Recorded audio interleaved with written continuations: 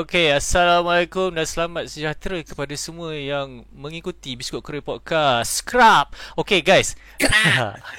Okey guys, jangan lupa malam ni kita jangan lupa lah. Guys, jangan lupa aku nak cakap ni. Kau kena tengok YouTube. Ada satu video baru dah naik. Subscribe sekarang. Pergi kat channel YouTube kita orang, The Biskut Korean Podcast.com. The Biskut Korean Podcast kat YouTube lah. Untuk untuk pergi ke kita orang punya website www.biskutkorean.com.my. Okay. .my. So malam ni macam biasa kita ada satu guest. Guest tu korang pernah tengok dah. Siapa yang pernah tengok sebelum ni, kita bersama Angah.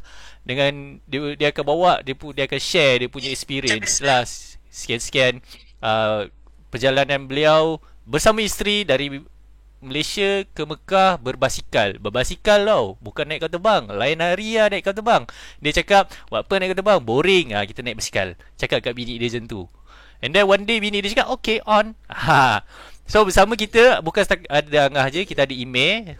Ime pun dia akan tanya persoalan-persoalan yang akan membantu korang untuk faham kenapa Angah pilih naik basikal.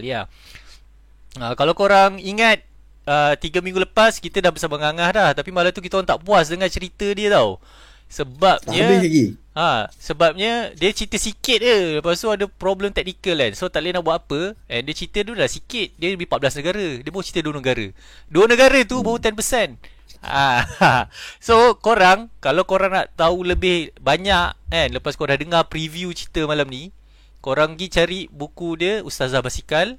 And dia on the way, buku kedua dia yang akan cover the rest, akan cover ketiga. Yang kedua dah siap lah. Buku kedua dah siap. Buku pertama 6 negara. Buku kedua sambung lagi 8 negara. 8.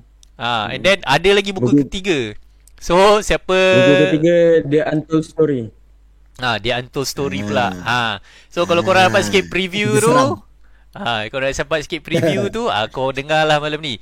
And sebelum kita tak membuang masa lagi kan, aku nak cerita pasal Alo Broadband. Korang dah bosan dah City Broadband. Macam biasa, siapa nak pergi dekat pin komen, situ ada ejen. Aku sarankan kepada orang yang luar bandar, contoh Perlis, Penang, Perak, Kedah, Melaka, Johor, Pahang, semua diorang dah ada kat situ. So ada satu tempat dah ada. Yang paling best, dia punya harga murah gila lah. 1 Gbps RM200 je bang. Mana nak dapat? Unify pun tak bagi. Aku cakap ni kat Unify, aku cakap ni suruh korang upgrade.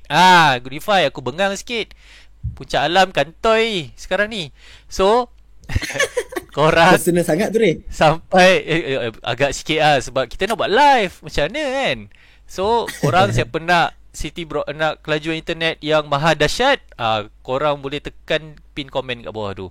Okay, aku pernah kan Angah, dia merupakan, bagi aku dia idola aku lah, sebab dia senior aku. Dah lah pandai time belajar itu. Lepas tu sekarang dia cakap, pergi mampus lah dengan architecture ni, aku nak buat buku aku.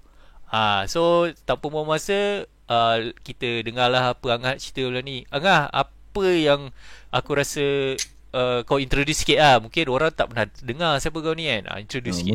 Mungkin ada orang yang baru nak dengar cerita kan. Tapi diorang tak tengok lagi yang episod pertama yang kau cerita tu. So kau brief sikit. Lepas tu baru kita sambung balik part yang mana dekat kedai makan tu, tak silap aku. Betul tak? Kedai makan ada doktor tolong. Okay, tak habis lagi.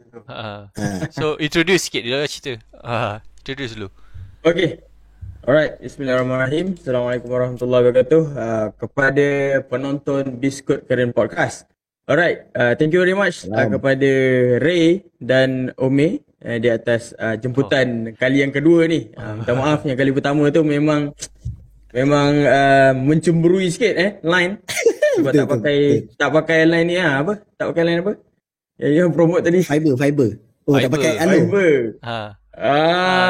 Okay. City Broadband. Itu dekat City Broadband. Masa tu kat KL. Sekarang ni kat Sabah Bernam dia laju sikit. Alright. Okay. Nama aku Ahmad Isa. Okay, korang boleh panggil Angah lah. Macam Ray panggil aku Angah sebab kita orang dulu sama tempat belajar dulu. Dan waktu belajar orang panggil aku Angah lah. Dia rasa lebih dekat lagi. Tapi bila dah bekerja ni aku kena pakai nama profesional aku lah. Nama yang mak ayah aku bagi sebagai Ahmad Isa. Okay, boleh je panggil Ahmad ataupun Angah, tak ada hal. Alright, so objektif aku dipanggil untuk kongsikan, buat perkongsian hari ni adalah berkenaan dengan pengembaraan aku lah. Lepas aku dah letakkan jawatan sebagai arkitek, macam Ray juga letak jawatan, tapi Ray masih lagi lah. Akulah yang meletakkan jawatan untuk pergi travel. Sebenarnya memang aku punya passion lah. Daripada zaman belajar dulu memang selalu hilang daripada studio, pergi travel, tak pergi ramai-ramai, aku pergi seorang-seorang. So itu memang aku punya passion lah, di luar daripada bangunan. So bila waktu kerja tu, dia punya, kalau kita tahu kan, kalau pelajar-pelajar architecture ni, dia tak nampak dunia luar ni, dia duduk dalam studio je. Sampailah zaman kita bekerja, 2 kali ganda duduk dalam studio. Yang menyebabkan kita tak keluar, dan itu bukan kehidupan yang aku nak lah sebenarnya. Okay? Kehidupan aku ada dekat luar. So that's why aku lepaskan jawatan sebagai arkitek ni untuk aku pergi keluar travel lah. Dan bila balik, barulah aku decide aku nak join balik arkitek ataupun aku nak stop terus. Dan Alhamdulillah sekarang ni aku tak join balik lah arkitek, aku stop terus. Tapi Angah bukan nak cakap arkitek tu tak bagus. Cuma yes, apa yang Angah nak tekankan is go for your passion. Yes. So buat benda yang takkan mendatangkan kekecewaan di kemudian hari. Betul. Aku jumpa sesuatu lah. Masa aku travel tu aku jumpa sesuatu lah. Dan kalau ada jodoh lagi dengan arkitek ni, insyaAllah aku akan buat comeback lah. Baik. Alright. So kita tak buang masa, kita sambung je cerita daripada hari tu. Yang aku rasa macam terbantuk tu, mungkin masa, kalau korang tak tahu, ada berlaku macam nak kata malapetaka, tak ada malapetaka sangat. Life and death situation lah. Life and death situation. Life and death situation masa tu. And benda tu berlaku dekat atas bukit tak silap aku. And Angah berjumpa dengan askar yang tengah camp dekat situ, and membantu Angah untuk turun bawa dia punya wife sampai dekat kedai makan. And bila dekat kedai makan tu, ada lagi magical things happen to him, yang mana Angah sambung. Okay, aku tarik balik daripada belakang lah. Aku just flashback balik je daripada apa yang aku cerita sebelum ni. Okay, dia punya situasi dia adalah pada waktu tu wife aku ni dia dah sakit. Dia sakit waktu tu kena acute mountain sickness. Acute mountain sickness, AMS ni adalah satu simptom pembunuh nombor 1 pegunungan. So siapa yang kena ni boleh kata 50-50 lah, sama ada hidup ataupun mati. So orang kata near death experience lah. So masa tu apa yang berlaku pada wife aku ni, aku tahu dia adalah AMS. Dan masa tu aku ada ilmu sedikit lah berkenaan dengan AMS ni, sebab aku dah pernah panjat Gunung Kinabalu waktu aku zaman belajar dulu, dan kawan aku pun pernah kena AMS ni. Dan apa yang perlu dia buat, ada beberapa perkara lah. Maksudnya kalau dia tak boleh juga naik atas, kita bawa dia turun ataupun kita bagi dia makan masa tu. Dan apa yang aku nak buat adalah aku nak bagi dia makan, aku nak push juga dia sampai ke puncak. Tapi apa yang berlaku, dia tak sihat jugalah. Okay, dan masa tu dah sampai kat puncak. Nama puncak tu Puncak Diosai. Aku just flashback balik. So masa tu orang kampung kata kat puncak tu tak ada orang. Tak ada orang, tak ada pokok, tak ada hidupan. Memang atas tu clear. Dia macam puncak Gunung Kinabalu kan, ada batu je atas tu. Mana ada apa-apa kan. Betul? Tumbuhan pun tak boleh nak hidup atas tu. Kurangnya oksigen. Tapi apa yang kami jumpa, ada 2 manusia masa tu yang seolah-olah macam sambut kami. Okay, 2 manusia yang dekat puncak Pakistan tu, yang sebenarnya kita katakan, orang kampung kata tak ada manusia, dan kami berjumpa dengan orang Pakistan yang boleh cakap bahasa Inggeris masa tu. Tu yang dia panggil orang kata kejadian yang tak disangka lah. Kejadian yang tidak disangka. Dan rupa-rupanya salah seorang daripada mereka tu adalah doktor. Okay. Dekat puncak, out of nowhere, sama tinggi dengan Kinabalu, ada doktor. Tak boleh bayangkan. Kalau kita bayangkan kita naik puncak Kinabalu, kat atas puncak Kinabalu ada doktor. Boleh tak bayangkan? Memang tak boleh bayangkan. Memang tak logik lah. Tak logik. Tak logik. Tapi itu yang berlaku. Dan masa tu Adilah dia sakit, my wife sakit. Dan masa tu dia jagalah. Dia kata dekat tempat dia ada injection, kat tempat dia ada makanan. Yes, kami percaya pada waktu tu. Dan yes, dia ada. Rupa-rupanya dia memang doktor askar dekat situ. Dan dia bawa kami ke base camp dia lah. So ada 4 orang masa tu. Dia sebagai doktor, ada seorang askar biasa, ada tukang masak dengan ada radio man. 4 orang dekat atas tu. So masa tu aku tanyalah dengan doktor ni kan, apa dia buat masa jumpa kami kan. Masa tu dia kata boring, dia tak tahu nak buat apa. Dia jalan-jalan 5 kilometer baik, dia jalan-jalan jumpa dengan kita orang. Dan jumpa waktu kami betul-betul sakit. Waktu my wife sakit, masa bini aku tu sakit, masa tu lah dia jumpa. Itu yang masa tu aku kata macam apa jalan boring, jalan kaki 5 kilometer sampai jumpa kami. So masa tu aku fikir ini memang Allah yang susun lah. Ni bukan kami yang rancang, memang Allah yang susun. And then masa tu dia kata you are our first guest and our last guest, dia kata. Dan masa tu aku tanyalah kenapa.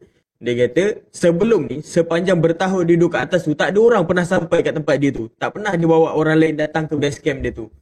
Okay? Dan dia kata tinggal lagi 2-3 hari ni salji dah nak turun. Diorang dah nak turun dah untuk 6 bulan. So selepas 6 bulan baru diorang naik balik. Dan masa tu kalau aku lambat 2 hari ataupun 3 hari, tak ada orang kat puncak tu. Mungkin dekat podcast ni pun kita tak berjumpa. Tapi Nahan, kenapa kau naik puncak tu? Okay, Diosai ni adalah, dia sebenarnya cerita tahu aku dengan wife aku ni kena racun sebenarnya. Bukanlah bagi makan racun, tapi diracun untuk pergi ke kawasan tu. Sebab kawasan tu cantik gila. Kawasan tu memang cantik gila. Kawasan tu dia panggil apa dia panggil syurga di atas muka bumi.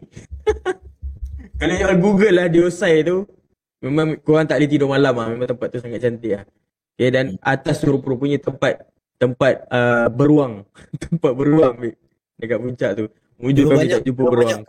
Tak jumpa lah. Tak jumpa lah, kami jumpa orang lah. Nasib baik jumpa orang kan.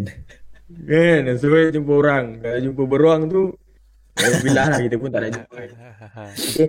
Dan masa tu aku memang nak lalu lah daripada Skardu, nama tempat tu Skardu. Aku nak naik ke Diosai dan aku terus pergi ke Astor. Tempat tu Astor. Tapi bila dah sampai ke puncak tu, bini aku tu sakit. So aku memang tak ada pilihan, aku kena patah balik sebenarnya. Dan masa tu aku minta tolong diorang ni, boleh tak bawa turun bini aku ni turun. Dan masa tu diorang pun tak ada kenderaan. Ya, diorang pun dihantar oleh askar lain ke atas tu. Stok makanan semua dihantar oleh askar lain ke atas tu. So diorang tak ada kenderaan. So macam mana aku nak bawa turun wife aku ni? Dan masa tu Doktor Ilyas sama dia nak minta tolong lah. Dia nak tolong lah. Dia kata tak apa, kau kayuh basikal, letak wife aku kat belakang, dan dia kayuhkan wife aku punya basikal turun ke bawah. Okay.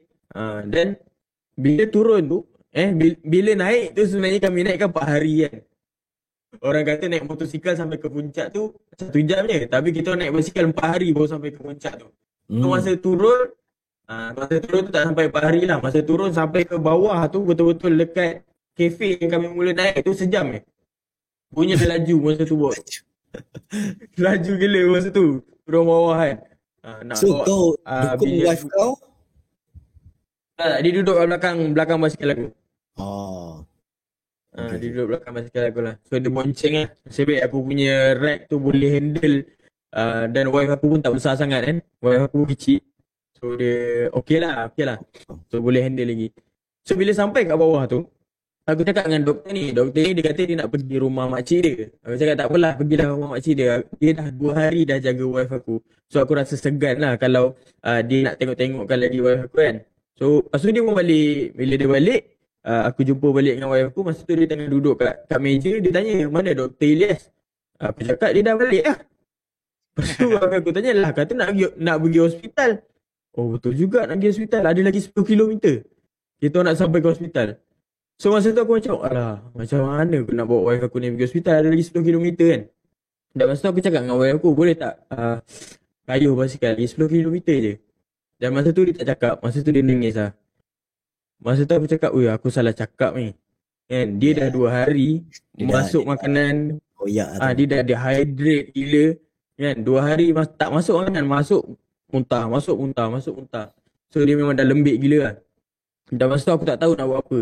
Aku memang dah serabut gila masa tu kan. So aku tanyalah dengan owner kafe tu. Aku cakap boleh tak kalau nak pinjam kereta ataupun motor untuk aku bawa wife aku pergi hospital. Dan dia kata boleh, okay, tapi kena bayar duit minyak lah. Dia charge duit minyak masa tu agak mahal jugalah. Dan aku ada bajet untuk masuk hospital 1 hari je. Masa tu aku nak fikir, ini dalam duit aku yang ada ni 1 hari je aku rasa ni. Tapi kalau aku bayar duit minyak ni, aku dah tak boleh bayar duit hospital. Dan masa tu aku reject lah. Aku cakap tak apalah, tak apa. Aku fikir cara lain. Padahal masa tu aku tak tahu nak fikir apa pun. Ya tu. Okay. Dan masa tu aku tengah duk lepak tu, tengah duk fikir tu, dia datang balik. Aku ingat lagi nama dia Ali Musa. Okay. Dan dia cakap, okay, dekat tempat korang duduk ni ada beberapa orang lelaki, okay, yang tengah makan.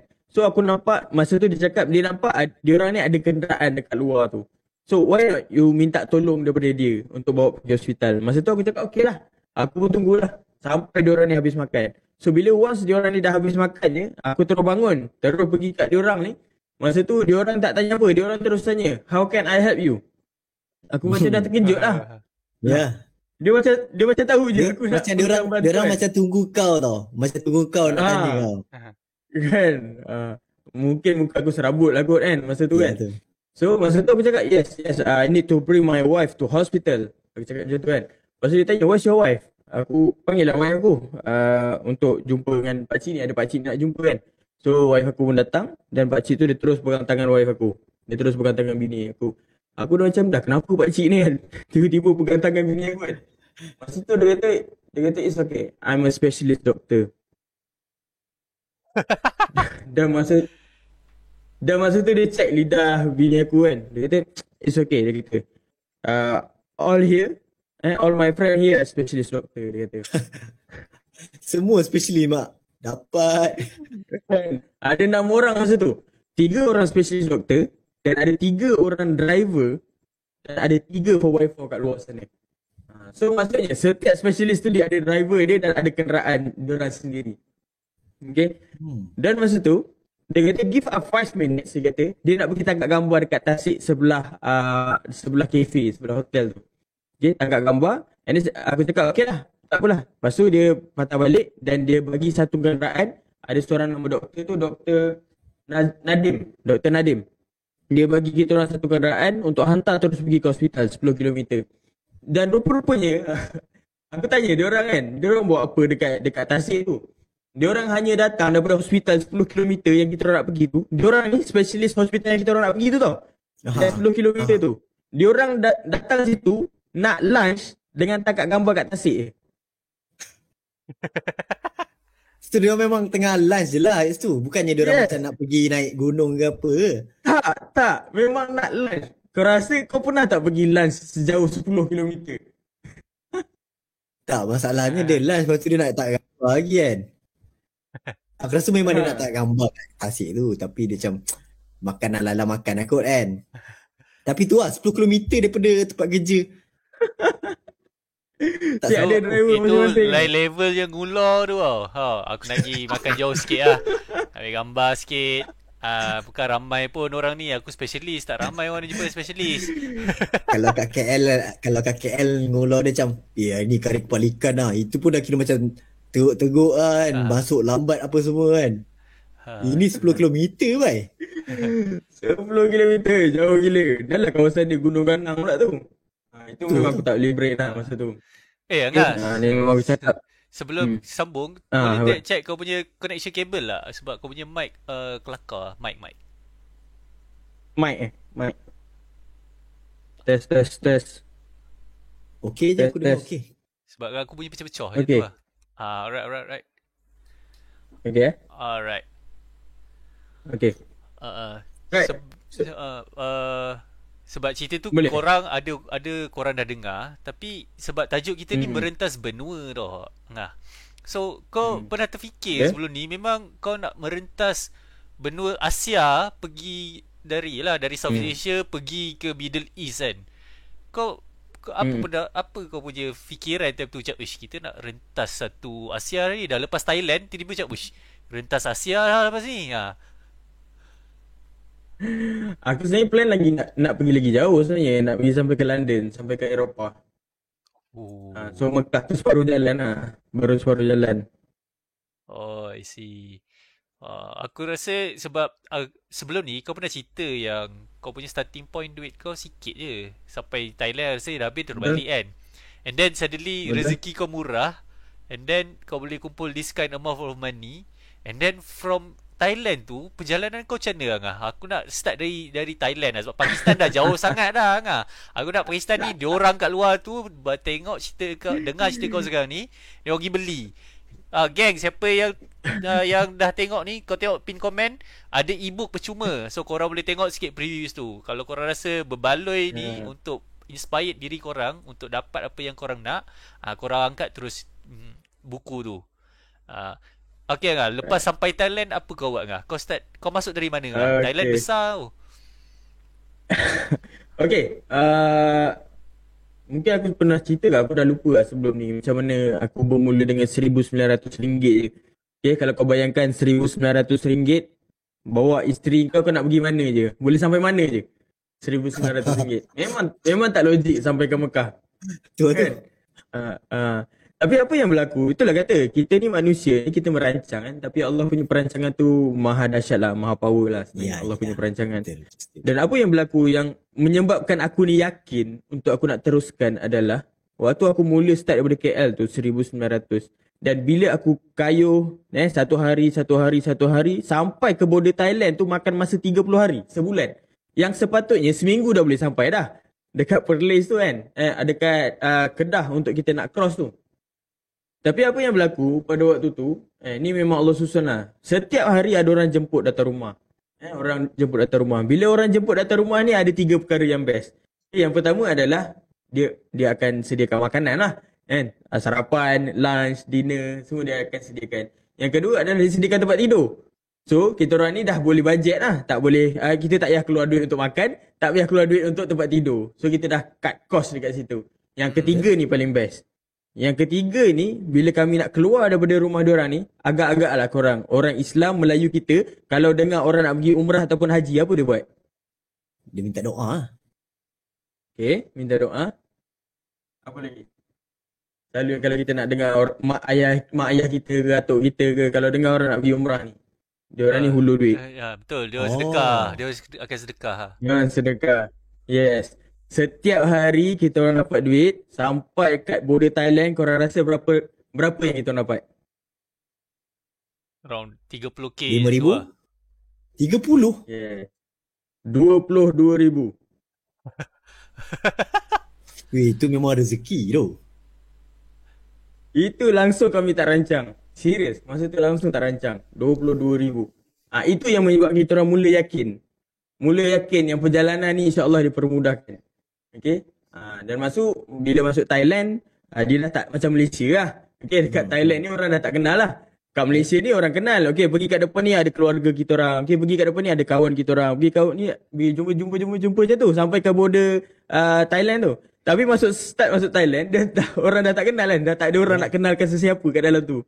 So, masa tu kami plan tidur dekat masjid lah masa tu. Okay. Dan the best part kalau dekat Thailand ni, dekat masjid, setiap masjid dekat Thailand ni akan ada orang tau, ada tabligh dekat masjid ni. So bila ada tabligh, dia orang ni selalu masak. So dia orang ni selalu invite kita orang makan and then sediakan tempat tidur untuk kita orang dekat masjid ni. Kita orang cakap lah, kita orang ni musafir nak pergi ke Mekah ni, kita orang ni tak ada bajet sangat untuk nak tidur dekat hotel kan setiap hari. Tu diorang ni faham lah sebab diorang ni pun musafir juga kan. So kita orang selalu kongsi kawasan lah dekat dalam masjid tu. Okay, itu rezeki kat dalam Thailand. Okay, sampai kat Thailand, habis Thailand tu kita orang masuk Myanmar. Okay, masuk Myanmar, inilah cabaran yang kata betul-betul cabaran lah. Okay, masuk kat Myanmar ni sebab dia punya undang-undang dia lah.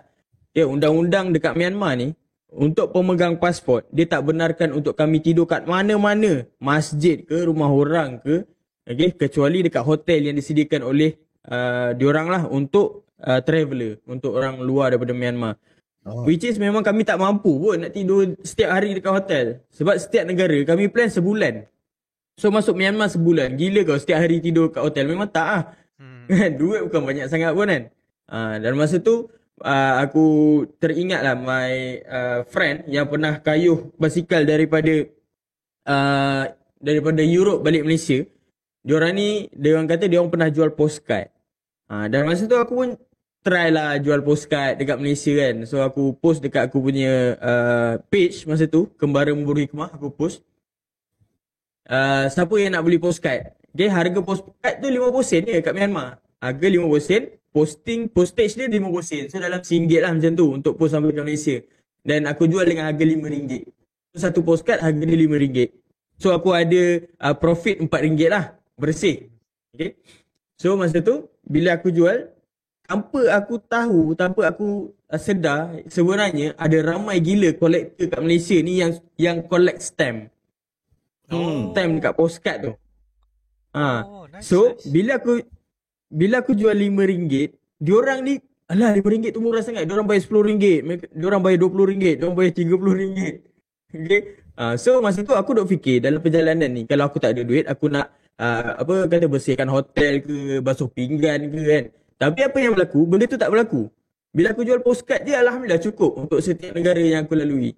Okay. Sama juga bila dah masuk Myanmar, India, aku jual postcard juga. Masuk Pakistan jual postcard. Makin lama makin mahal diorang. Makin lama makin mahal aku charge sebenarnya. Kan? Mula RM5, lepas tu RM10. Tapi apa yang berlaku, diorang bayar lagi banyak. Aku charge RM10, diorang bayar RM20. Kan? Sampai dekat negara Stan tu, aku dah macam, okey lah macam ni lah. Korang tak kisahlah, bayarlah berapa-berapa. Tapi minimum adalah RM10 masa tu aku cakap. Okay? Dan apa yang berlaku, ada seorang ni, dia beli sekeping postcard, harga dia tinggi gila. Korang rasa berapa sekeping? Dia beli postcard. RM5,000. 100. Tinggi sangat hari tu, RM2,000 untuk sekeping postcard. Weh, RM2,000 bang. Tapi tu lah, memang aku rasa kalau macam diorang memang suka benda tu memang susah gila nak dapat kot. So memang diorang akan appreciate, and diorang tak rasa pun RM2,000 tu mahal untuk sekeping postcard daripada luar negara tu. Betul. Betul. Sebabnya postcard ni, kalau korang perasan, dia kira macam benda yang paling rare tau sekarang. Because kita sekarang dah digitalize. So Yes. orang macam buat apa nak ambil postcard, kita boleh dapat information sekelip mata kan. But sentimental value tu different tau. Kalau korang tengok, kalau korang ada atuk nenek dulu tulis surat cinta, surat tu berharga gila. And bau surat tu masih ada sampai sekarang. Aku pun nak cakap pasal bau ada bedak. Bau ada bedak tu kan, dia orang memang jaga tau. Because of what tau? Contoh nenek kau kan, rindu atuk kau dah meninggal, dia bau surat tu tau. Sebab sentimental value tu tinggi, di mana orang zaman sekarang dia tak dapat nak catch benda tu. And lagi macam apa yang Angah buat, dia travel naik basikal. Sekarang fikir senang ke? Naik kapal terbang lah sampai. Tidur sejam ke dari Penang, dari KL ke Kelantan sejam. Tapi the value yang Angah ada ni adalah dia belajar benda baru tau. Benda baru apa lagi Angah selain kau jual postcard, kau dapat belajar time travel ni? Banyak gila lah. Banyak. Aku banyak belajar berkenaan dengan orang punya culture lah. Okay? Aku belajar macam mana kita ni nak respect orang lain punya culture. Itu paling penting lah bagi aku kan. Bila kita ni masuk satu-satu negara tu kan, kita kena raikan apa yang mungkin perbezaan. Contoh macam aku masuk Iran kan, kita ni Sunni dan diorang ni Syiah kan. So macam mana kita ni nak berbaik dengan diorang ni? Okay. Dan sebenarnya orang kata bahaya masuk Iran ni kan. Tapi aku sebulan lebih kat sana macam tak nak balik, macam tak nak keluar daripada Iran tu. Okay, sebab dia punya culture dia tu best lah kan? Dia tak sama macam apa yang media cakap. Serius, tak sama gila. Okay. Ni bila Allah nak tunjuk ni aku nak cerita. Family pertama yang aku jumpa anak dia umur dah 9 tahun tau. Anak dia dah 9 tahun. Isteri dia tu Syiah, suami dia tu Sunni. Kau rasa? What? Kat mana gaduhnya? Dia tengah kat mana gaduhnya? Atas katil lah. Kan? Hidup bahagia. Kat mana gaduh? Menarik. Weh, very open minded. Open mind sangat. Eye opener lah, serius. Eye opener. Sebab betul lah. tau.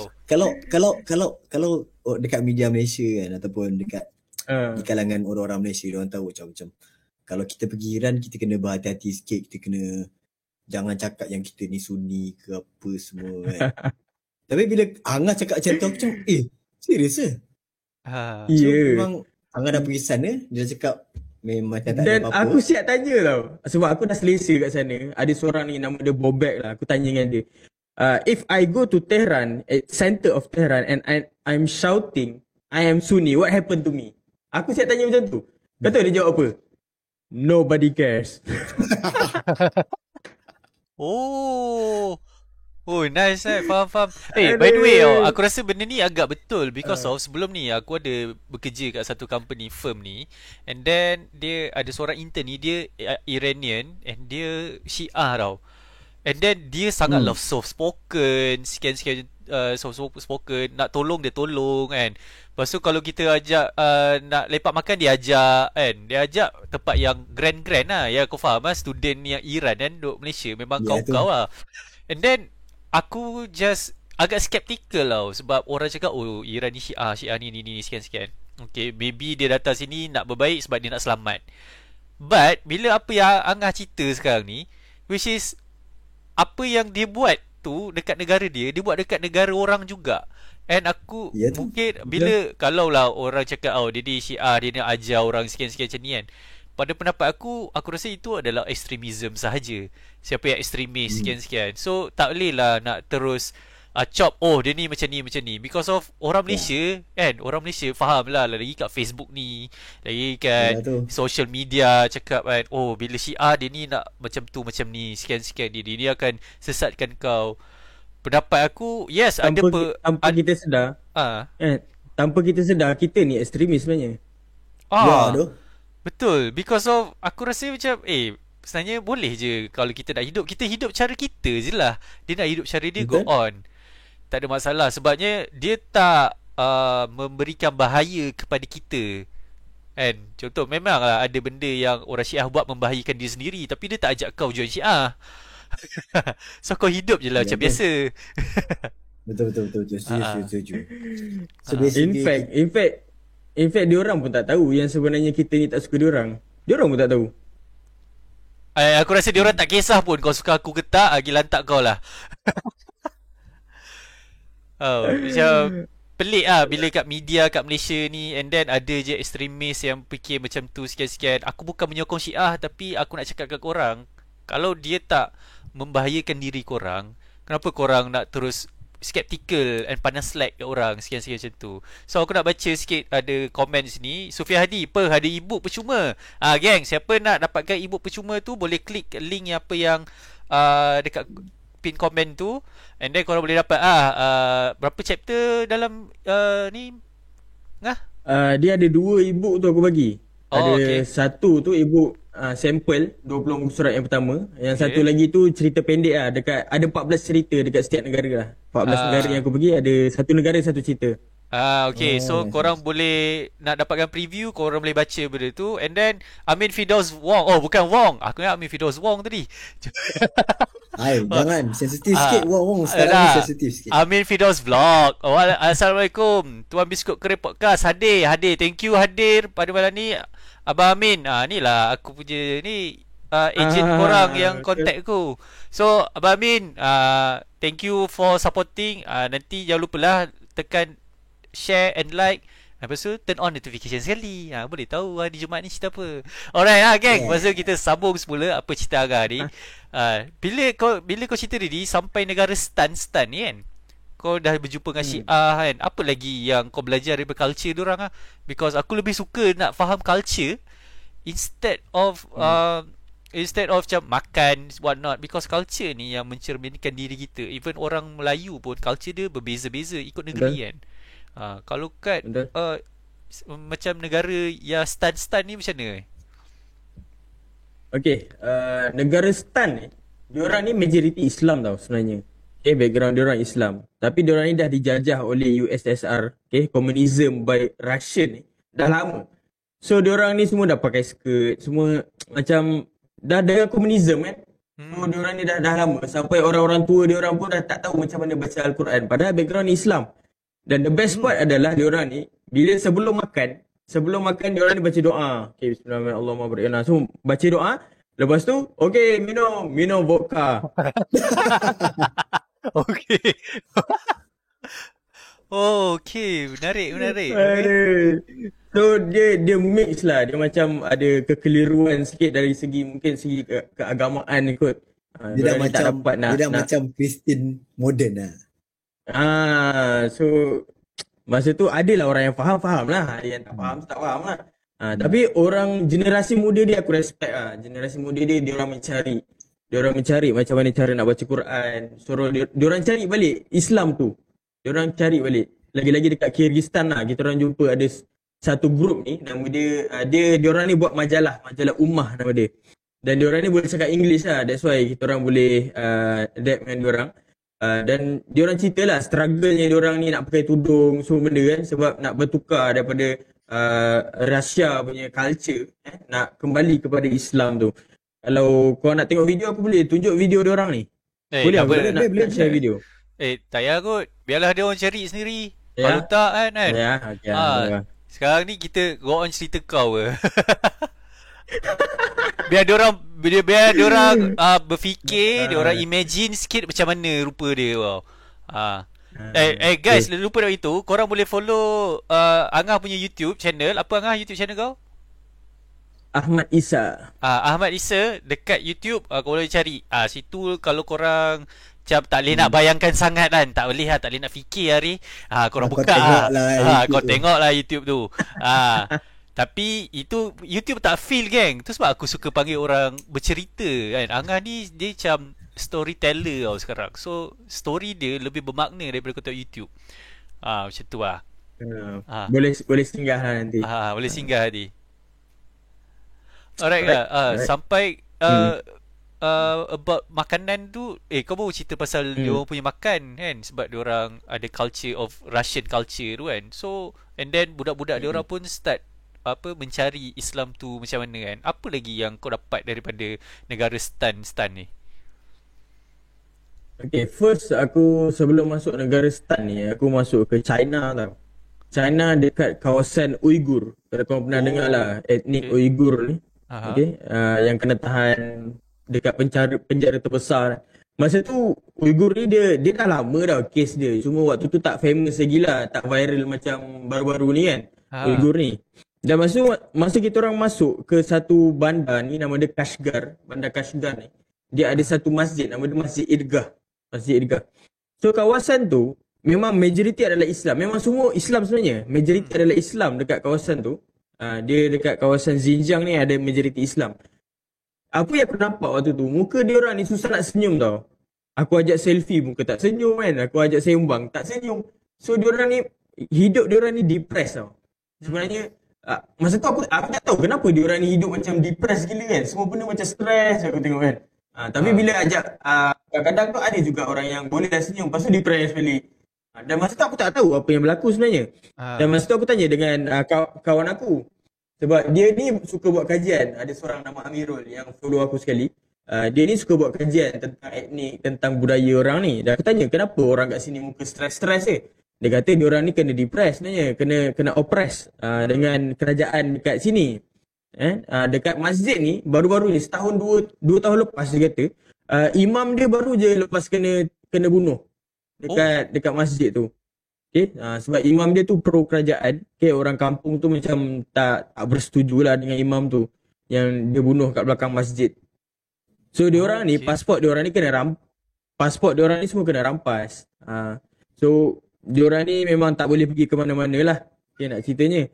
Dan apa yang mengejutkan aku sebenarnya, apa benda yang aku tak sangka lah sebenarnya dekat sana tu, dia punya tulisan, dia pakai tulisan Arabic punya tulisan tau. Dekat Kashgar ni. China ada signboard tulis Arab. Itu benda yang aku macam unexpected lah. Kan? Dekat China ada tulisan signboard bahasa Arab. Tapi dia punya bahasa lah. Cuma dia pakai macam alif bata tu semua tu. Jawi lah. Macam Jawi lah. Macam Jawi. Tapi kita baca tak faham lah. Cuma bahasa dia lah. Okay. Start daripada situ barulah aku masuk negara stan ni. Dekat Kashgar ni memang dah dekat-dekat dengan Tajikistan, dekat dengan Kyrgyzstan. So bila aku dah masuk Kyrgyzstan ni, dia adalah sedikit orang Uyghur juga dekat dalam kawasan Stan ni. Apa yang best kat kawasan Stan ni dia adalah kawasan pegunungan lah. Dan masa tu aku masuk timing tak best sangat lah. Masa tu aku masuk musim sejuk, masa salji. So dia punya view dia memang putih je lah. So memang tak boleh tak keluar pergi mana-mana sangat pun. Singgah rumah orang memang duduk kat dalam rumah dia je. Yang duduk kat bawah meja kan, dekat heater dia. Sejuk gila kot. Dekat negara Stan ni. Sesekali je lah kita orang keluar dekat negara Stan ni. So dekat negara Stan ni apa yang best ni makan lah. Makan paling best lah. Sebab apa aku cakap makan paling best, kau punya kenyang tu 3 kali ganda lah. Kat sana makan sekali kuda, makan. Yes, aku diberikan lemak kuda, daging kuda. Okay. Sedap. Dekat sana tu macam mana aku nak cakap daging dia rasa macam daging biasa lah. Cuma dia punya lemak tu, tak tahulah, aku ni bab rasa makanan ni buta sikit. Macam wife aku kata lemak dia rasa macam ikan terubuk. Aku tak tahu ikan terubuk tu rasa macam mana kan. So lemak dia lagi manis dari lemak lembu aku rasa. Yes, betul. Wih, padu so, nak rasa. Dekat sana dia sekali makan 3 kali tau. 3 kali, maksudnya 3 dish, 3 hidangan setiap kali makan. So tu kata dia punya kenyang tu 3 kali ganda. Masa first time kita orang masuk tu, kita orang tak tahu cara dia orang makan. So first dia orang ni bagi roti-roti lah kan. Dia orang bagi roti semua, ada manisan semua. So kita makan lah. Makan. Oh alhamdulillah kenyang. Datang nasi. Second dish tu nasi. Aku dah termenung dah. Aku dah kenyang makan roti. Rupanya roti tu adalah dia punya first dish lah. Appetizer je lah. Appetizer lah. Okay, dia punya nasi dia yang sedap palau lah. Nama dia palau.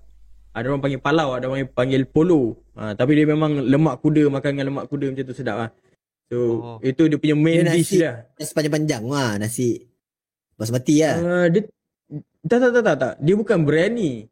Korang Google ni lah. Aku nak explain pun aku tak tahu macam mana. Dia macam nasi, tak macam nasi sangat lah. Dia palau ni. Dia berlemak-lemak lah. Dia banyak minyak sikit. Dia manis-manis lah. Dia macam manis-manis sikit, palau. Dan selepas tu barulah dish yang ketiga tu kuih-kuih macam buah-buah semua. So makan je. Aku daripada kayuh daripada sini sampai ke Pakistan aku kurus tau. Turun aku rasa 10 kilo aku turun. Masuk negara Stan ni aku rasa aku bina lemak balik 10 kilo.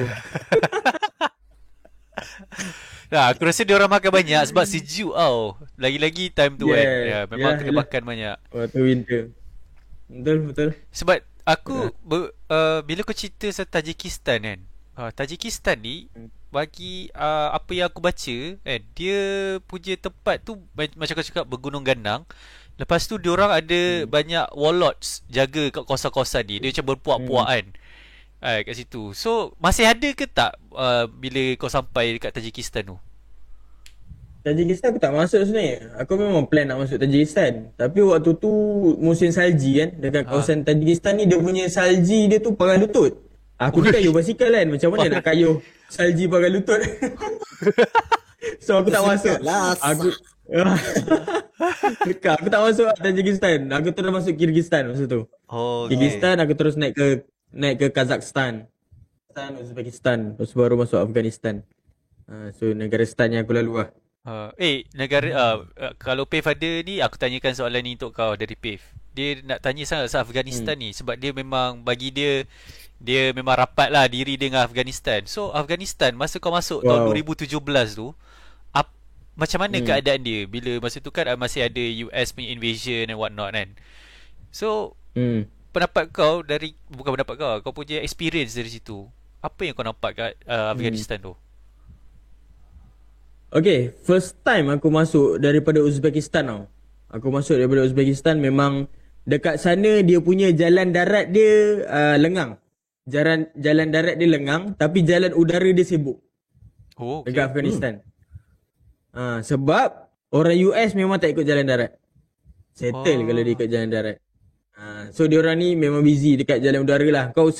Kalau dalam masa aku rasa 15 minit akan ada satu helikopter lalu. So memang busy lah. And then diorang ada, kalau kita tengok atas, memang ada banyak belon-belon panas yang stay kat atas tu. Ada CCTV dekat diorang punya belon tu. Itu dekat Kabul lah. Kalau dekat Kabul.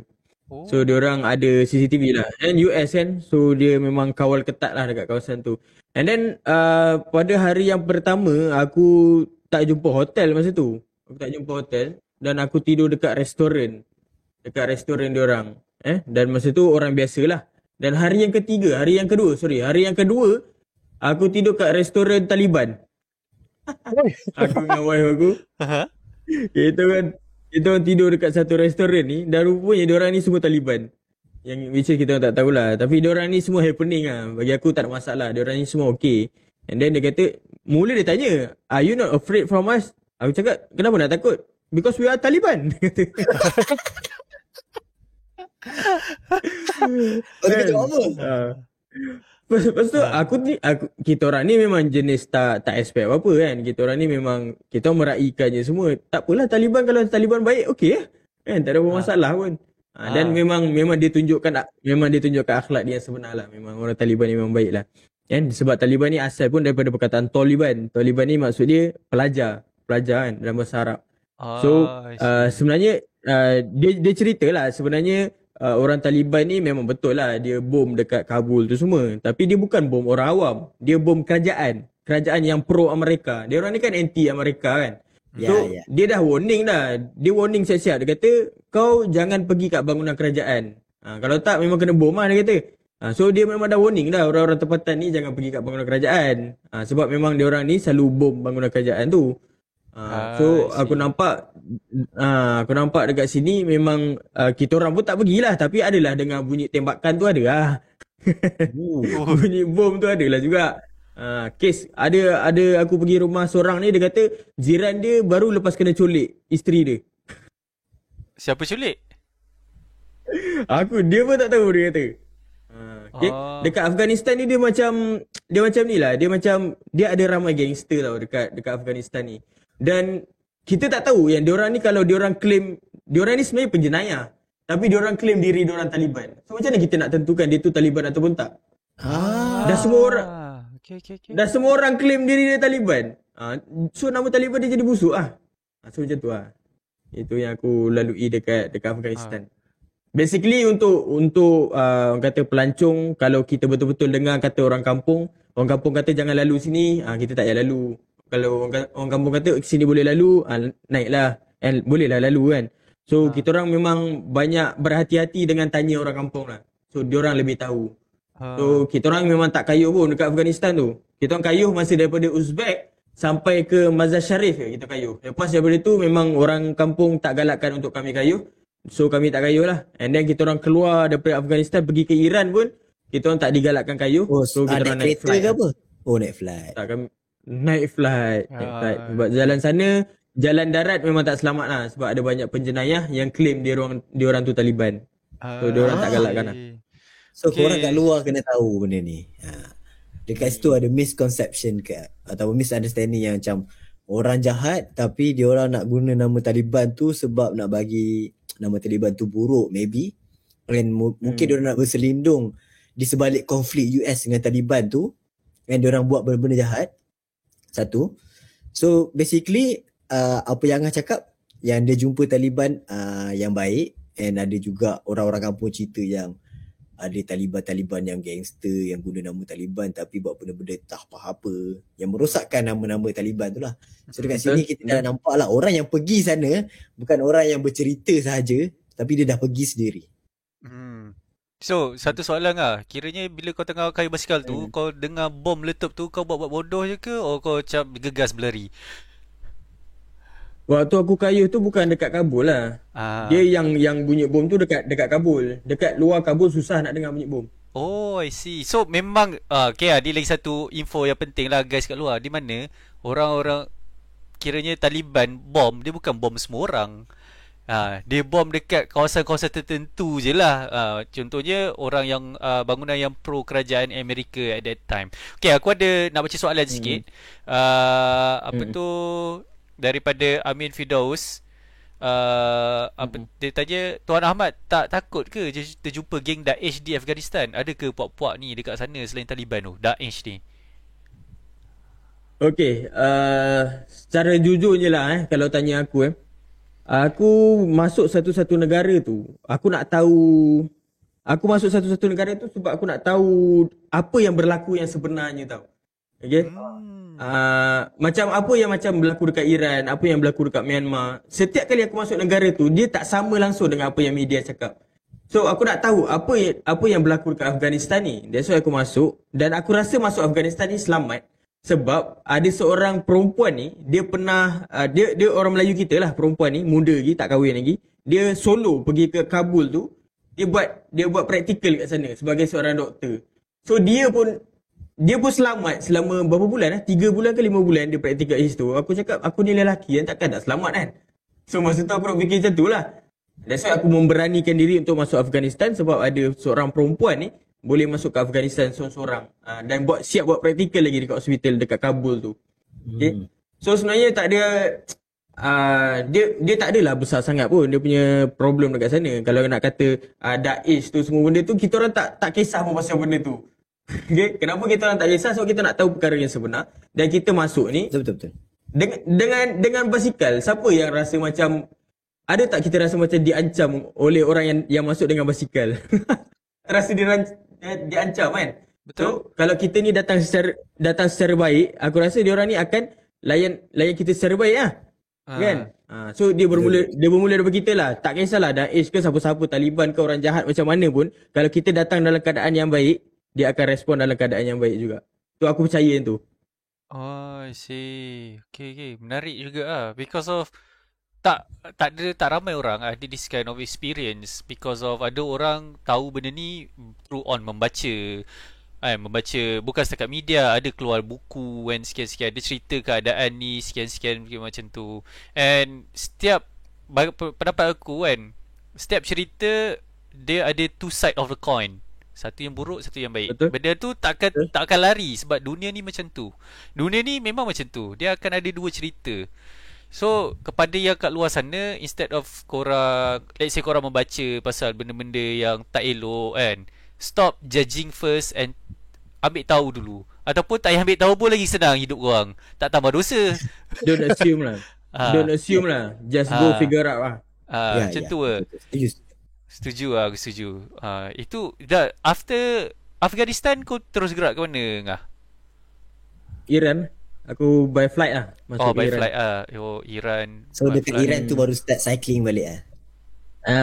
Daripada Iran tu baru start cycling balik lah. So susah tu. Aku nak faham, susah ke as pemegang pasport Malaysia ni nak bergerak ke negara-negara stan macam tu? Basically kita punya pasport di antara pasport yang terkuat tau sebenarnya dekat dalam dunia, pasport kita ni. Disebabkan sebelum ni Dr. Mahathir dia dah banyak buat perhubungan dengan negara-negara luar kan. Sebenarnya power juga. Kita punya pasport tu di antara yang power lah, selain daripada Singapore kan.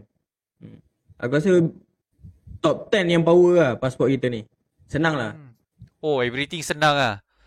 Oh, sebab cuma ada negara yang kena visa kan. Of course, itu majority negara yang aku lalu kena visa. Oh, so visa tu kau apply macam mana? Online ke? Kau dah apply siap-siap? Okay, untuk 6 negara yang pertama aku apply daripada Malaysia lah. Sebab satu negara kan aku pergi sebulan. Satu negara aku akan habiskan tempoh visa tu selama sebulan lah.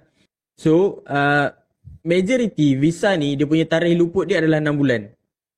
So bila dah negara yang ke-6 tu dah luput lah kalau aku apply semua. Lepas negara ke-6 tu dah luput dah semua. So 6 negara yang pertama tu aku apply daripada Malaysia.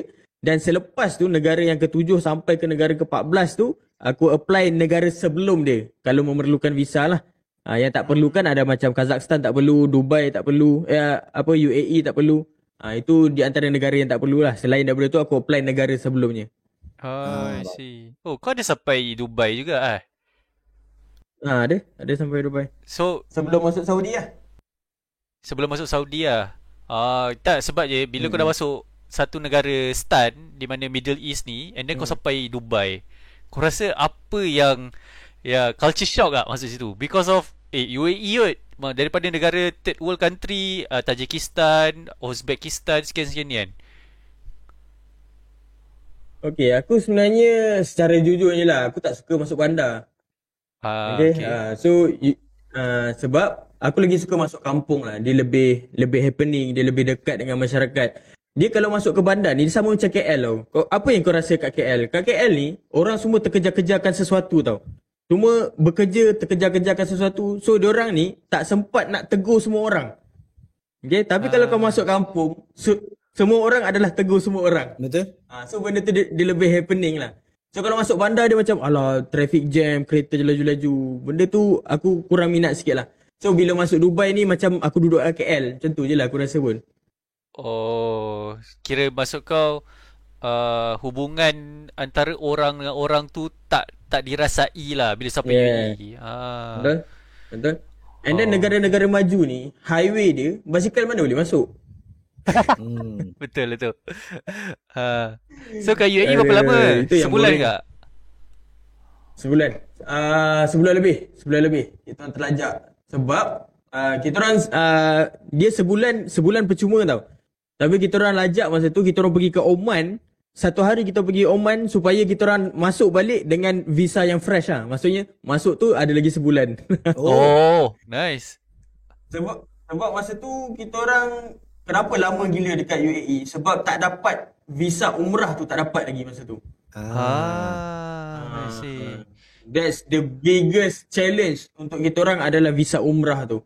Yang lain visa senang dapat, visa umrah tu yang paling susah. Kita orang almost give up sebenarnya nak dapatkan visa umrah ni. Masa tu tak semudah sekarang lah. Sekarang boleh apply online je. Masa waktu tu memang kena pergi kat pejabat dia untuk nak apply visa umrah ni. I see. Dan masa tu sebenarnya aku dah apply visa umrah ni start sebelum bergerak lagi. Maksudnya dah setahun lepas kita orang dah apply. Sampai dah kat UAE setelah 13 bulan kita orang dah travel, visa kita orang tak siap-siap lagi. Oh shoot. Setahun lebih kot.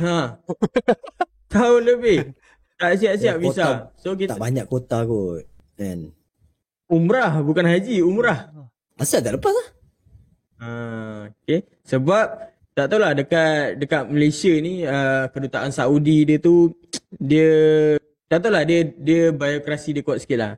So masa tu kita orang pun dah macam tak apalah, kalau ada rezeki kita masuklah Arab Saudi, kalau tak ada rezeki kita baliklah Malaysia pada waktu tu. Tapi itulah aku kata bila Allah dah susun kan, Allah dah susun jalan cerita dia macam tu.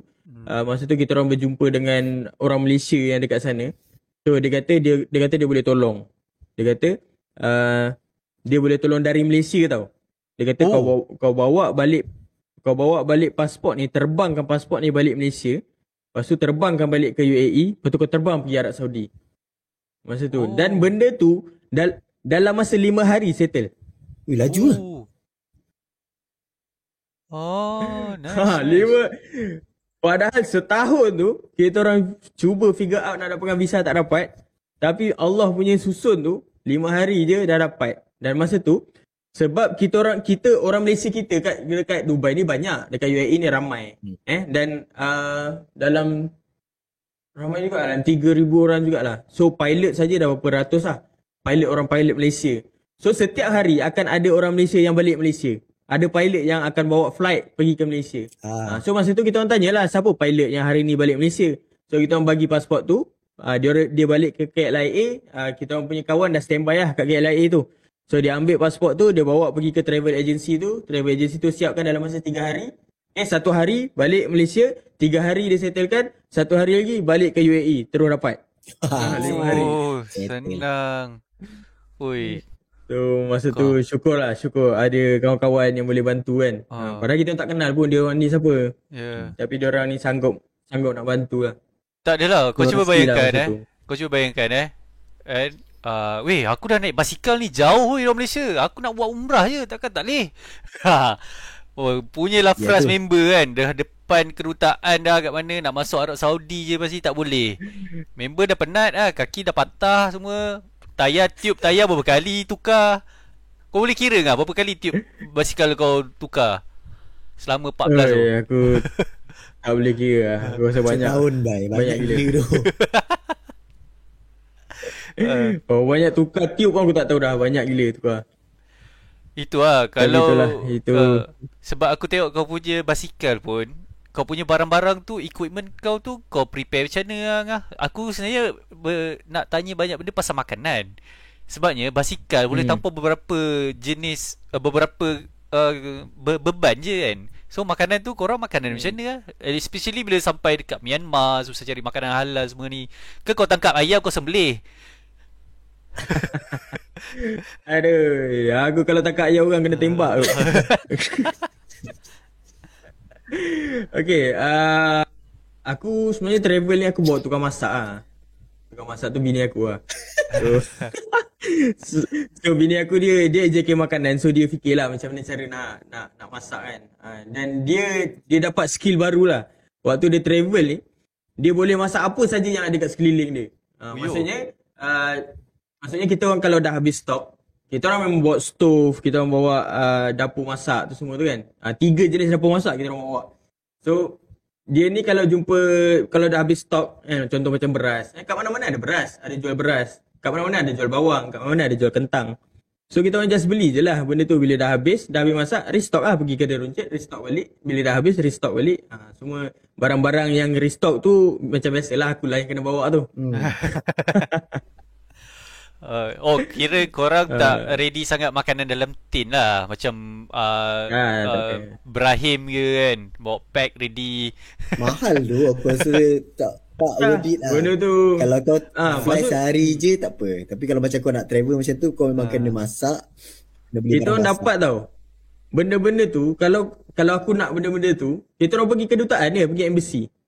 Embassy, diorang ni setiap rumah diorang ni, diorang ada satu store macam kedai runcit tau. Penuh stok barang-barang Malaysia. Oh ya. So diorang ni ada banyak barang-barang yang dah nak expired. Masa tu diorang bagi, nah ambil ni, dah nak expired dah, ambil barang ni. Maksudnya tinggal lagi seminggu atau sebulan nak expired, dia suruh habiskan lah. Sebab dia tak sempat habiskan semua benda tu. So kita orang restock, pergi embassy je penuh basikal kita orang. Pergi embassy je penuh je basikal kita orang ni. So, dia orang punya makanan-makanan lah. So tak payah cari, pergi embassy je kau boleh dapat. Aku rasa trik baru untuk travel tu. Trik betul lah. Tu trik baru untuk travel lah. Ketuk pintu embassy, ada makanan nak expire tak? Almost expired. Aku rasa kau kena ajar satu trik lagi ni Angah. Trik untuk buat kawan baru, trik untuk belajar macam mana nak terima orang. Sebabnya bila kita travel ni, kita nak faham culture orang, kita kena faham dia orang tu dulu kan. So kau ada trik tak macam mana Angah untuk kita memperkenalkan diri ke or what not ke kan? Sebab kadang ada orang, cara kita datang ni macam, ada satu orang fikir macam kita ni garang, ada orang kita fikir kita ni kurang ajar, rude kan. So kau macam mana kau belajar skill ni? Sebab dulu kau bagi tahu kau ni agak introvert. Han. Okay. Aku pun belajar atas jalan lah. Sepanjang perjalanan aku. Aku tak belajar dekat mana-mana. Kat universiti pun tak ada ajar. Dalam family aku pun tak ada ajar. Sebab kita orang ni tak adalah. On family aku ni tak ada. Bukan traveller sangat lah. Lagi-lagi on basikal ni memang tak ada kan. So aku adalah orang yang pertama. So aku memang belajar atas jalan lah. Dia panggil universiti jalanan kan. So apa yang aku belajar adalah kita orang ni ada satu tagline. Tagline ni kita orang start sebelum bertolak lagi. Nama dia adalah cari persamaan raih perbezaan. Ni kita orang punya tagline. So whatever, kat mana pun kita pergi, negara mana pun kita pergi, bangsa apa pun kita jumpa, agama apa pun kita jumpa, kita cari persamaan. Apa persamaan? Sekurang-kurangnya kita ni sama-sama manusia. Kita ni hamba Allah. Kan? Walaupun agama berbeza, kita ni sama-sama manusia. So kita cari persamaan tu dan kita raikan perbezaan. So dia berbeza agama, dia berbeza bangsa daripada kita. Kita raikan. Okay, so maksudnya kita bukan condemn. Bila kita cuba meraikan, kita cari persamaan, diorang akan buat benda yang sama dengan kita. So semua perkara yang berlaku dekat sekeliling kita adalah bermula daripada kita. Macam mana kita buat dan macam tu orang buat pada kita. Kita buat baik, orang buat baik pada kita. Dan kita buat jahat, orang buat jahat dengan kita. Kita bersangka buruk dengan orang, orang akan bersangka buruk dengan kita. That's why waktu travel ni, kau kena jaga mulut, kau kena jaga hati, kau kena jaga akal, kau kena jaga semua benda supaya tak terlintas langsung benda yang buruk. Okay, dan setiap pagi kita orang bangun, macam aku dengan wife aku akan remind each other lah. Okay, hari ni niat apa niat hari ni. Dan setiap hari kita orang akan niat, satu niat ni kita orang wajibkan lah, iaitu ya Allah, jumpakanlah kita orang dengan orang-orang yang baik hari ini. Ini adalah niat kita orang setiap hari. Dan alhamdulillah, korang boleh try bangun pagi, niat nak jumpa orang yang baik. Dan apa yang berlaku, Allah hantar bukan saja orang yang baik, tapi baik gila sampai kita orang tahap segan gila dah nak terima semua kebaikan tu. Ya tu. Itu yang berlaku. Ui, itu tips yang paling bagus. Bukan tips travel tu, tips hidup kata. Tips hidup. Bukan tips travel dah tu. Tu tips tu kita hidup. Macam mana kita nak hidup dekat dunia ni yang kita ni tak payah nak bersangka buruk langsung lah. Sebab orang sekarang ni memang suka sangat judge. Nampak ni judge, nampak tu judge. Betul. Sebenarnya manusia dekat dalam dunia ni, aku boleh janjilah 100% semua orang baik. Yang jahat tu siapa? Yang jahat tu hati kita. Betul. Suka judge orang. Betul. Oh, betul. Setuju. So, aku rasa dah time. And aku rasa hari ni betul puas. Lah. Daripada hari tu sangkut geram. Technical lah, geram lah aku kan. Tapi hari ni kita dapat sikit-sikit tau. Dari Thailand sampai ke Uzbek, China pun ada dapat sikit tadi, sampai UAE. And even Angah ada beritahu perbezaan UAE ni sebiji macam KL. And kalau pergi negara-negara yang macam Uzbekistan, Tajikistan, Afghanistan ni sebiji cakap kampung kita. So, gang, aku nak cakap kat korang, start travelling. See the world. Jangan jadi geng bumi data. Okay? Alright, korang kena keluar dari kepompong dorang. Aku memang nak attack je orang ni. Aku nak attack je korang yang fikir bumi ni rata, lepeh lah apa. Korang keluar, korang pergi ikut jejak langkah. Tak nak naik basikal tak apa, naik flight pergi tempat lain. Belajar cari hidup orang, belajar start untuk hormat orang yang lain pendapat dengan korang, yang banyak perbezaan dengan korang. Itu je aku nak cakap. Because of the best way untuk belajar hidup ni macam mana adalah dengan travel. Korang kena keluar dari kepompong korang. Takkanlah korang, let's say korang duduk rumah kan, main dam ke. Hari-hari nak main dam ke? Mesti korang keluar, betul tak? Pergi cari McD, makan McD. Dah tahu lepak McD, kau nampak benda baru. Kau keluar jauh sikit. Dah masa tu duduk KL lah, keluar pergi Melaka. Apa ada kat Melaka? Slowly take a step. Without kaki kau tak start ambil langkah tu, kat situ kau takkan belajar apa-apa. So, akhir kata Angah ada benda lain tak nak cerita? Kat mana nak cari kau, kat mana nak follow kau, kat mana nak beli buku kau, kat mana nak beli merchandise kau, kau cerita sini. Alright, so siapa yang nak buku lah kan, aku nak offer buku kepada korang. Okay, pergi ke ustazahbasikal.com lah. Okay, tajuk buku yang aku tulis adalah Ustazah Basikal, bersempena dengan my wife, sebab isteri aku adalah seorang ustazah. Okay, dan aku dedicate buku ni, aku tulis untuk dia lah sebenarnya. Okay. Dan korang boleh lah dapatkan. Boleh. Dia bukan saja boleh travel dan membawa, dia juga sangat sweet. Yelah, sebab dia berkorban untuk ikut aku punya passion. Siapa yang sanggup nak ikut orang lain punya passion selama setahun? Betul. Dah lah, dia tak kenal aku siapa. Betul. Kan, dan dia sanggup nak ikut selama setahun, dan dia jaga makan minum aku. So aku banyak berhutang budi dengan dia lah sebenarnya. Alhamdulillah. Betul. Alright. Kat mana boleh cari kau Angah? YouTube ke? Okay, WhatsApp ke? Dekat Facebook Ahmad Isa. Okay, kalau dekat YouTube Ahmad Isa jugalah. Kau boleh cari kat mana-mana pun Ahmad Isa. InsyaAllah boleh jumpa. Okay guys, buku korang tahu website kat mana nak beli.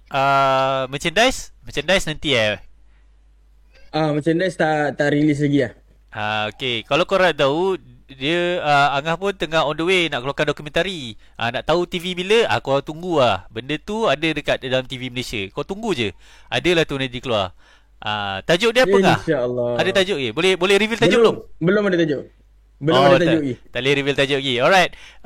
Gang, sebelum kita tutup, jangan lupa pergi ke Google. Aku nak korang Google je. Google Biskut Kering Podcast. Kat situ confirm keluar first page Twitter kita orang, Facebook page kita orang, YouTube kita orang. TikTok ada ke? Rasanya tak ada. TikTok ada, tapi tak keluar lagi. So korang pergi Google, naikkan algoritma, tolong kita orang naikkan algoritma so satu dunia tahu pasal Biskut Kering Podcast. Kita orang ada banyak konten yang menarik, terutamanya konten malam ni. Jangan lupa subscribe our channel dekat YouTube The Biskut Kering Podcast. Kat situ semua interview-interview, cerita-cerita podcast kita orang yang panjang sejam lebih kita orang potong jadi 5 minit. So kalau korang rasa macam tak boleh nak co-op dengan lama sangat punya ni kan, session podcast ni, korang tengok 5 minit, 6 minit, paling lama pun aku buat 12 minit sebab tu baik punya cerita. So jangan lupa turn on notification juga. And siapa nak internet laju, terutamanya siapa ada kat luar bandar tu, nak internet laju, City Broadband ada. Just klik pin komen kat di bawah. Email ada final thoughts hari Jumaat ni nak cerita apa Tak ke? ada. Okay, stay tune untuk hari Jumaat ni. Ada topik best lagi hari Jumaat ni. Jangan lupa kita akan jumpa lagi Jumaat ni. Bye-bye. Alright, bye-bye. Okay, by the way, esok kalau korang dapat ada budak Biskut Kering online and tengah live stream gaming, singgah-singgah lah jemput. Dia boring tu, seorang-seorang je main kan. Tak ada orang layan. Korang letak komen kacau dia, cakap dia noob ke apa ke, Kalau korang nak je. main sekali pun tak apa. Main je, join je. Kalau nak main sekali, nanti dia akan bagi link Discord punya link. Korang boleh join dia sekali. Alright, itu saja untuk malam ni. Terima kasih pada Angah. Thank you for your time. And kalau korang nak lagi, siapa nak lagi benda apa yang Angah nak cerita, korang komen kat bawah tu lebih sikit. Nanti aku panggil lagi Angah. Angah ni dia geram ni, muka geram, tak habis lagi nak cerita. Banyak benda Tak nak habis cerita. lagi. Banyak lagi nak cerita tu. Tak habis lagi. Alright, itu saja untuk malam ni. Kalau nak kata buku ada 1,700 muka surat. Ada banyak lagi cerita. YouTube pun dah berapa episod dah? 59 Angah. Baru sampai Myanmar. 59. 59. Tak habis lagi tu. Tak habis lagi tu. Baru negara ketiga. Ada 14 buah negara. Dah boleh buat movie kat Netflix je lah. Buat series lah. Tu lah tu. Okay, itu saja untuk malam ini. Jangan lupa jumpa lagi. Alright. Assalamualaikum.